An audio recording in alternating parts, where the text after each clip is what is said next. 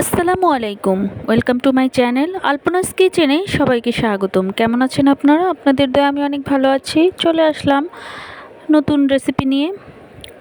আজকে আপনাদের সাথে শেয়ার করব সজনে ডাঁটা বা সাজনে ডাঁটা, যেটাই বলেন, মসুর ডাল দিয়ে সাজনে ডাঁটা রান্না, সাথে আম দিব। তো আমি যেভাবে রান্না করি সেটাই আপনাদের সাথে শেয়ার করলাম। প্রথমে দেখুন, আমি কিন্তু ডালটা পরিষ্কার করে ধুয়ে নিয়েছি একটা প্রেসার কুকারে। আর এখন আমি দিয়ে দিচ্ছি কিছু মরিচ ফালি করে রেখেছিলাম সেটাই, একটা ছোট পেঁয়াজ কুচি করে সেটা দিয়ে দিচ্ছি। আর এখন দিয়ে দেব কিছু আস্ত রসুন দিয়ে আমি এখন এগুলোকে সিদ্ধ করতে দিয়ে দিব চুলায়। মানে আমি আপনাদের কম সময়ে যেভাবে রান্না করি সেটাই আমি আপনাদের সাথে শেয়ার করলাম। তো এখন চুলায় উঠিয়ে দিচ্ছি। আমি কিন্তু 3-4টা সিটি দিয়ে নিয়েছি। আমি ডালটা একদম গলিয়ে ফেলবো। অনেকে আবার আছে যে হালকা, মানে বেশি গলা পছন্দ করে না। আমি মানে একটু বেশি গলিয়ে নিয়েছি, এই জন্য আমি 4টা শীষ দিয়ে নিয়েছি। এখন আমি দেখুন, আমি এখানে আমটাও কেটে নিয়েছি, আর সাজনেটা আমি আগে থেকে কেটে নিয়েছিলাম। তো দেখুন, এদিকে কিন্তু আমার ডালটা পুরোপুরি সিদ্ধ হয়ে গেছে। আমি এখন একটা ডাল ঘুটনা দিয়ে ভালো করে ঘুটে নিচ্ছি। ঘুটে আমি এখন এতে হলুদের গুঁড়া আর লবণটা দিয়ে দিব। দিয়ে আমি আবার এটাকে ভালো করে ঘুটে নিব। ঘুটে আমি কিন্তু আবার সাজনেটা দিয়ে দিব।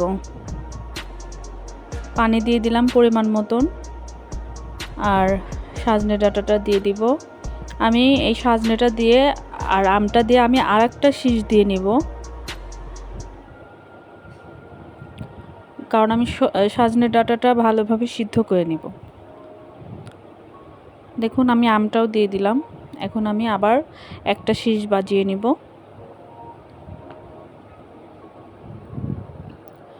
হয়ে গেছে। এখন আমি এদিকে চুলায় কড়াই বসিয়ে দিয়েছি। আমি সরিষার তেলটা ঢেলে দিলাম। দেখুন, তেলটা কিন্তু পর্যাপ্ত পরিমাণে গরম হয়ে গেছে। এখন আমি কিন্তু পেঁয়াজ কুচিটা দিয়ে দিব।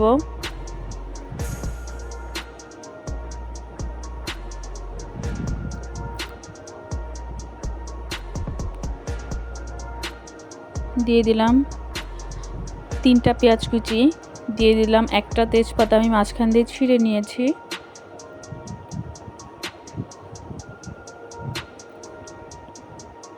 আর এখন দিয়ে দেব কিছু শুকনা মরিচ, 4 পিস আমি মাঝখান থেকে পিস পিস করে কেটে নিয়েছি। মানে দেখে হয়তো বুঝতেই পারছেন কিভাবে কেটেছি। কেটে আমি এখন এটাকে ভালো করে একটু ব্রাউন কালার হওয়া পর্যন্ত অপেক্ষা করব আর ভেজে নেব। বারবার একটু নেড়ে চেড়ে দিব।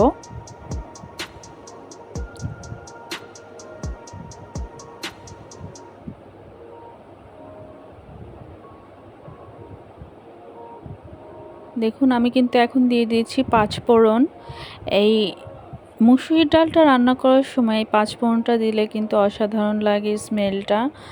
মানে একটা ঝাঁঝালো একটা ফ্লেভার বের হয়। সেটা মানে কি বলবো, এটা যদি কেউ এই ফ্লেভারটা পায় অবশ্যই খেতে মন চাইবে, এরকম একটা ফ্লেভার। তো দেখুন, আমার কিন্তু ডালটা বলক এসে গেছে দেওয়ার সাথে সাথেই, কারণ এটা পর্যাপ্ত পরিমাণে এমনিই গরম ছিল। তো দেখুন, আমার কিন্তু ডালটা রান্না হয়ে গেছে। আমি লবণটা চেক করে নিচ্ছি। লবণটা একটু কম হয়েছিল, তাই আবার দিয়ে দিলাম। কাছের এবং দূরে যেখান থেকে আমার ভিডিওটা দেখছেন সকলকে জানাই অসংখ্য ধন্যবাদ। আর যারা আমাকে সাবস্ক্রাইব করে আমার পাশে আছেন তাদেরকেও জানাই অসংখ্য ধন্যবাদ। আর যারা এখনও সাবস্ক্রাইব করেননি তারা প্লিজ করে ফেলুন। আপনাদের একটু ভালোবাসা আমাকে অনেক দূর এগিয়ে যেতে সাহায্য করবে। আর আমরা যারা কন্টেন্ট বানাই তারা কিন্তু যে কোনো একটা আশাতেই বানাই। তো দেখুন, আমার কিন্তু ডালটা হয়ে গেছে, কালারটা অনেক সুন্দর এসেছে মাশাআল্লাহ। খেতেও হয়েছিল অসাধারণ। আপনারা ভালো লাগলে এভাবে একবার হলেও ট্রাই করে দেখবেন। আর কেমন হলো না হলো অবশ্যই জানাতে ভুলবেন না কমেন্ট বক্সে। আজকের মতো এখানেই বিদায় নিচ্ছি। সবাই সুস্থ থাকবেন, ভালো থাকবেন। আল্লাহ হাফিজ।